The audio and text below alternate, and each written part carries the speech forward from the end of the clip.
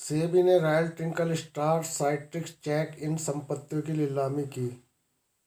क्या दोस्तों, सेबी ने ये नीलामी जनवरी फरवरी में की और एक बड़ी रकम सेबी विभाग के पास इकट्ठा हुई और जब निवेशकों को पैसे देने का प्रोसीजर चलाना की सोची तभी कोरोना वायरस की महामारी देश में पसार गई। यानी कि हमारे यहाँ कहावत है कि सिर मुड़ाते ही ओले पड़ गए। तो इसी तरीके से रॉयल ट्विंकल स्टार क्लब के जो निवेशक थे, साइट्रिक्स चेक इनके जो निवेशक थे, इन दोनों निवेशकों को 2015 से अपनी कंपनी, जो इनकी कंपनी थी, वो बंद हो गई थी और सरकार ने इसके ऊपर 4 साल के लिए प्रतिबंध लगा दिया था।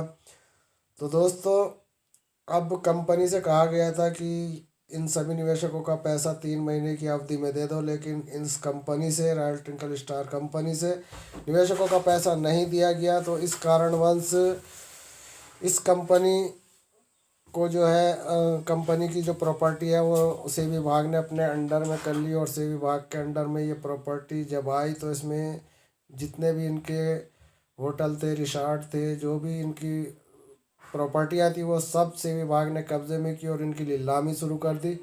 नीलामी जनवरी फरवरी में बहुत अच्छे तरीके से करी, करोड़ों रुपया इनके पास आया।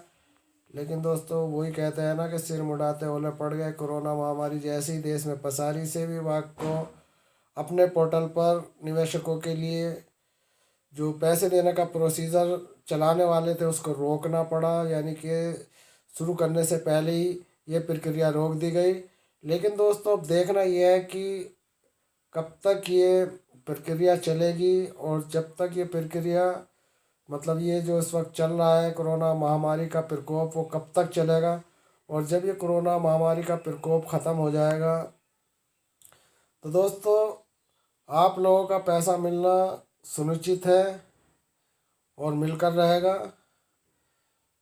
क्योंकि हथौड़े के नीचे जाने की संपत्तियों मुंबई, लोनावाला, केरल,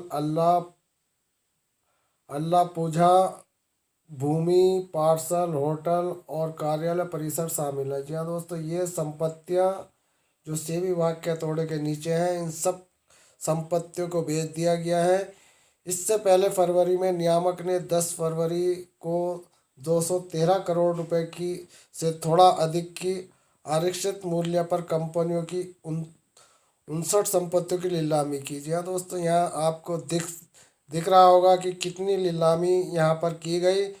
213 करोड़ रुपए से भी अधिक की यहाँ नीलामी की गई और ये 59 संपत्तियों की नीलामी थी और 8 संपत्तियों को 244 करोड़ रुपए के आरक्षित मूल्य पर नीलाम किया गया। जी हाँ दोस्तों, और रॉयल ट्विंकल और साइट्रिक्स चेक की जो 8 संपत्तियाँ थी उनको भी 244 करोड़ रुपए आरक्षित मूल्य पर नीलाम किया गया। और जैसे मैंने बताया था कि फरवरी में 213 करोड़ रुपए से अधिक की आरक्षित मूल्य की ये नीलामी की गई। तो दोस्तों, इस तरीके से पैसा तो इकट्ठा हो चुका है कंपनी की प्रॉपर्टी बेचकर। लेकिन अब मसला ये है कि इस पैसे को सेबी विभाग कब अपने पोर्टल पर ये प्रक्रिया शुरू करता है, निवेशकों के आवेदन कब मंगाता है, इनके जो भी बॉन्ड्स वगैरह वगैरह हैं वो कब अपने पास मंगाता है और उसी के आधार पर ऑनलाइन से ही ये प्रोसीजर चालू किया जाएगा और ऑनलाइन से ही प्रोसीजर में ये सब बॉन्ड वगैरह सबमिट किए जाएंगे, जो आपके अपने सभी डॉक्यूमेंट के साथ किए जाएंगे, जिसमें आधार कार्ड, पैन कार्ड वगैरह वगैरह भी लगाने पड़ेंगे और बैंक की भी, आपको अपने बैंक खाते के भी नंबर लगाना पड़ेगा। लेकिन बात दरअसल ये है कि जब तक कोरोना महामारी का प्रकोप ख़त्म नहीं होगा तब तक निवेशकों का हो सकता है पैसा ना मिले।